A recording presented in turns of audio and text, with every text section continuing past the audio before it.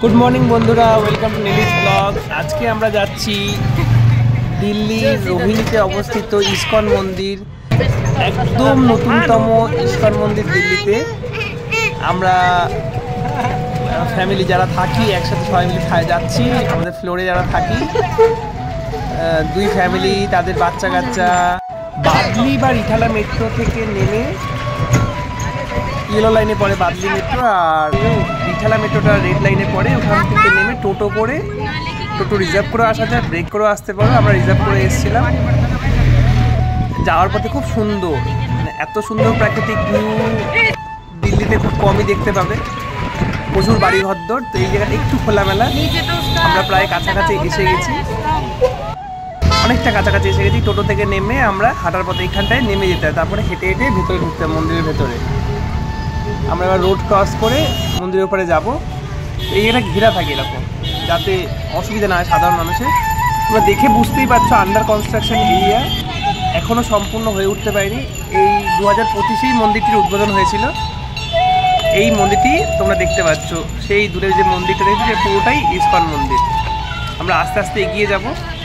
গিয়ে এখানে একটা খুব ভালো সিস্টেম রয়েছে দিল্লিতে সব জায়গাতেই, নিজের জুতো নিজের ব্যাগে ভরে জমা দিয়ে দাও। তো আমরা দেখছিলাম যে সবাই কীভাবে কী রাখছে, জুতোটা কোথায় রাখবো। তো ওখানে দেখছিলাম যে জুতো রাখার জায়গাও আছে।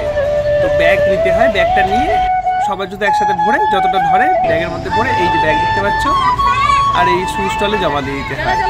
তারপর তোমরা হাতটা ধুয়ে নিয়ে এখানটায় ভিতরে ঢুকে যাবে। এটা পুরো মন্দিরটা একটা ভিউ, সামনের দিকটা আমি তোমাদের তুলে ধরার চেষ্টা করছি। এখানে কিছু একটা উৎসবও ছিল সেই সময়, অনেকটাই বড়, অনেকটাই উঁচু, একদম নতুন। এই যে মন্দিরটা একেবারে নতুন মন্দির। এই দিদি ভাই সোনামণি সবাই খুব খুশি। আমি একবার চেষ্টা করে যাতে পুরোটা সামনের দিক থেকে দেখানো যায়। এই যে দেখতে পাচ্ছ, এখান দিয়ে মন্দিরের এক্সিট করছে সবাই। আর এখানে হাত ধরা অবস্থায় ফুড ফর লাইফ, যেটা ইসকনের তোমরা জানো অক্ষয় পাত্র, ওটাতে মানে প্রচুর নিডি পার্সনদের খাওয়ানোর ব্যবস্থা করা হয় সারা বিশ্বে। এটা হচ্ছে এন্ট্রি। আর এই পুরো মন্দিরের ভিউটা তোমরা দেখতে পেলে, যেখান থেকে শুরু করেছি পুরো ভিউটাই। এই আমরা আস্তে আস্তে ভিতরে ঢুকে গেছি। নতুন মন্দির, সব মন্দিরই খুবই সুন্দর হয়। এই মন্দিরটাও খুবই সুন্দর। এই যে পাথরগুলো দেখতে পাচ্ছ না, এই পুরো মন্দিরটায় যে এই মার্বেল বলো বা দেওয়ালের যে পাথর বা যা যা জিনিস দেখতে পাচ্ছ, কোনোটাই এখানে পাওয়া যায় না, সবই বাইরে থেকে আনা হয়েছে। নিচে থেকে জিজ্ঞাসা করে জানতে পারলাম। সত্যি অসাধারণ, সুন্দর রং, সুন্দর পাথর, সুন্দর জিনিসপত্র, সুন্দর মেটেরিয়ালস, আর সুন্দর তার ডিজাইনগুলো। এখানে এই তিলক সেবা রয়েছে। এখানে এসে স্বেচ্ছায় তোমরা তিলক নিতে চাও। এই যে সাইডের ভিউ পাবে, 2-3টে ফ্লোর আছে মন্দিরটাতে, একটা ফ্লোরে একরকম ভাগ করে দেওয়া আছে। নিচে গ্রাউন্ড ফ্লোরে একটা বিশেষত্ব আছে, যেটা লাস্টে বলবো, তোমার দেখাবো সেটা। আর এই আমরা তিলক নেওয়ার আগে আমাদের খবর নিচ্ছিলাম। এই তিলক নেওয়ার সময় ভিডিও করার চেষ্টা করলাম, তো এনারা মানা করছিলেন যে আমাদের ভিডিও নেওয়ার দরকার নেই। তো আমরা বললাম যে এরকম আমরা আমাদের ভিডিওটাই করছি, তখন কিছু বলেননি আর কি। জেনারেলি মন্দিরে এটা হয়, এরকম চিন্তা ভাবনা। আমরা তিলক নিয়ে একটুখানি ফটোগ্রাফি করে নিলাম। আর এই তিলক নেওয়ার পরে এই যে মেন মন্দিরটায় সেকেন্ড ফ্লোরে ঢুকছি যখন, তোমার সোনামণি মন ভরে প্রণাম করে নিচ্ছে। নিয়ে এবার এই সাইড দিয়ে আমরা যাচ্ছি। অসাধারণ কারুকার্য। এই সাইড থেকে একদম সামনেটা ঢুকবো না, কারণ সামনেটায় না মন্দির মেন যে ঢোকার ঘরে, ওখানটায় সভাগৃহ বা প্রেক্ষাগৃহ যেটাই বলো, যেখানে প্রার্থনা গৃহ যেটাকে বলে, প্রার্থনা করে সবাই। পিস করে যখন নাচ করে হাত তোলে, এই যে ঠাকুর দেখতে পাচ্ছ ওই জায়গাটা ওই রকম। এই ঠাকুর দেখতে পাচ্ছ তোমরা। আমরা আস্তে আস্তে এগিয়ে যাবো। ভিআইপি দর্শনও আছে সামনেরটা, একদম সামনে একটুখানি। ভিআইপি দর্শন বলতে সেরকম কিছু না, একটু তুমি সামনের দিকে এই যে ফাঁকা জায়গা দেখতে পাচ্ছ ওখানটা ঢুকতে পারবে তুমি। আর এই যে এখানটা থেকে যে দেখতে পাচ্ছ এই যে দাঁড়িয়ে রয়েছে এখান দিয়ে বেরিয়ে চলে যেতে। আরও কি হয়, আমরা শুরুর দিকেই গেছিলাম, আরও একটু আগে আগেই পৌঁছে গেছিলাম। যে ঠাকুরগুলো রাখা আছে 3টে সেকশনে ভাগ করা রয়েছে, মাঝখানে একটা সেকশন, ডান দিকে আর বাঁ দিকে এইভাবে ভাগ করা রয়েছে। এই এই যে এই কৃষ্ণ কথা ছিল, আমরা ফার্স্ট ট্রেনেই গেছিলাম, এটা তোমরা দেখতেই পাচ্ছ। আর এই যে এই জায়গাটা তোমাদের বলছিলাম, এটা প্রার্থনা গৃহ, আর এটা আমরা এইখান দিয়ে বেরিয়ে যাচ্ছি।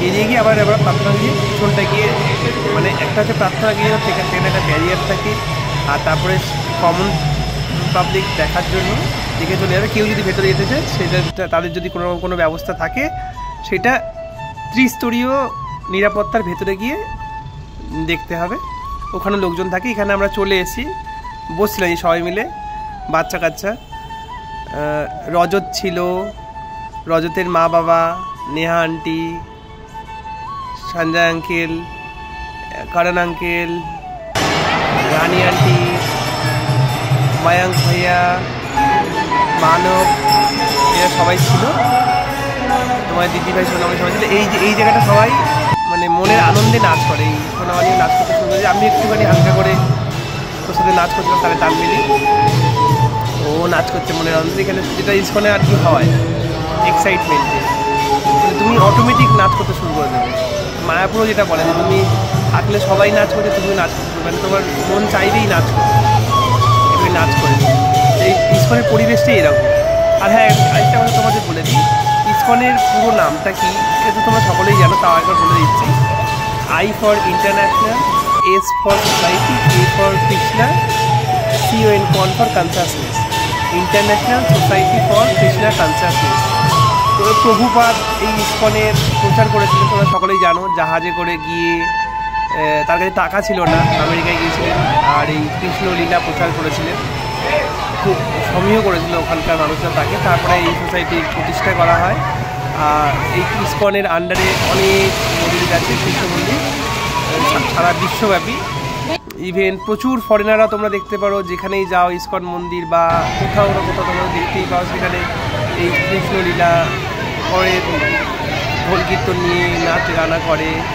ইন্ডিয়ান ট্র্যাডিশনে তারা ড্রেস পরে করে, আমরাও ইন্ডিয়ান ট্র্যাডিশনে করি, আমরা যতটা পারি ফলো করি। আর এই মন্দিরে এইটা হচ্ছে তোমাদের বাইরের ভিউটা, আর একটা যে ফোয়ারা দেখছেন লাইটিং, এটা সৌন্দর্য, যতটা সৌন্দর্য করা যায় তারা করার চেষ্টা করছে। এটা তুলসী মণ্ডপ, এখানে এটা তো তুমি দেখতেই পাবে, সব মন্দিরই দেখতে পাবে। এটা আলাদা করে সুন্দর করে নতুন মন্দির সাজিয়েছে একটা আলাদা স্পেস দিয়ে। এটা আমরা মন্দিরের সেকেন্ড ফ্লোরে, ভিউটা দেখতেই পাচ্ছ তোমরা, এই রাস্তা, মেন রাস্তা। আর এখানে মানে ডেভেলপমেন্ট, আন্ডার ডেভেলপমেন্ট, মতলব ডেভেলপিং, তৈরি হচ্ছে, আরও কনস্ট্রাকশন তৈরি হবে। মন্দিরটাও একেবারে নতুন মন্দির। এই ফার্স্ট ফ্লোর আর নিচে গ্রাউন্ড ফ্লোর, আমরা একদম সেকেন্ড ফ্লোরে রয়েছি। সুন্দর, মানে এই যে কারুকার্য বলো, কাজটা বলো, রংটা বলো, মেটেরিয়াল বলো, অসাধারণ অসাধারণ সুন্দর বলতে। আমরা আস্তে আস্তে এবার নিচের দিকে চলে যাচ্ছি, সবাই বলছে ফটোগ্রাফি করে হালকা করে। সিঁড়ির মার্বেলগুলো তোমরা দেখবে, অসাধারণ মার্বেল। আর এই সবাই দেখতে দেখতে নামছি, আস্তে আস্তে নিচের দিকে নেমে যাবো। প্রসাদও দেয়, প্রসাদ দেওয়ার ব্যবস্থা থাকে এখানে। ইসকন তো অক্ষয় পাত্র যেমন সবাইকে খাওয়ায়, মন্দিরে গেলেও প্রসাদ দেওয়ার ব্যবস্থা থাকে। তোমরা নিজেরা চাইলেও কিছু ডোনেট করতে পারো। আমরা একটুখানি ফটোগ্রাফি করে নিয়ে আস্তে আস্তে এবার বাইরে বেরোনোর পথে বেরিয়ে যাবো। বাচ্চা কাচ্চা থাকলে যা হয়, সবাই একটু ব্যস্তই ছিল। বাচ্চাদের মানে অনেকটাই ছোটো ছোটো বাচ্চা, 2 বছর 3 বছরের বাচ্চা কাচ্চা, 4-5 বছর 2টো বাচ্চা ছিল। আস্তে আস্তে সব আমরা নেমে নিচের দিকে নেমে আছি, মানে 2টো ফ্লোর থেকে আস্তে আস্তে নামটা বুঝতে পারছি বাচ্চা কাচ্চা নিয়ে।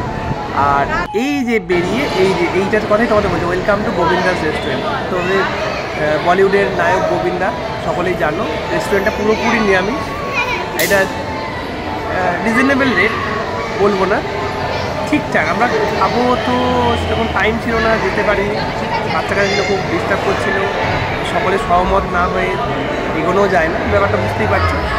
তো যাই হোক, এই রেস্টুরেন্টটা গোবিন্দা রেস্টুরেন্ট বলে পরিচিত। পুরো নিচের রেস্টুরেন্টটাই গোবিন্দাস রেস্টুরেন্ট বলে এখানে দেওয়া রয়েছে। কেউ নিরামিষ খাওয়ার এখান থেকে নিতে চাইলে এসে তোমরা আগ্রহে গ্রহণ করতে পারো। আর এই আমরা বেরিয়ে যাচ্ছি আস্তে আস্তে এক্সিট পথে। তোমরা যা যা জিনিস রাখবে আবার নিয়ে চলে যাবে। এই একটা মেনু, ওখানে বাইরে একটা স্টল টাইপের ছিল, এই ফুচকা খেয়েছিলাম ওখানে, 2 জায়গায় ওরা ফুচকা খেয়েছিল। ভিডিওটি কেমন লেগেছে বলবে, ভালো লাগলে লাইক করে দেবে। স্টে টিউন নীলিশ ব্লগ, যা নতুন আছে সাবস্ক্রাইব করে দেবে।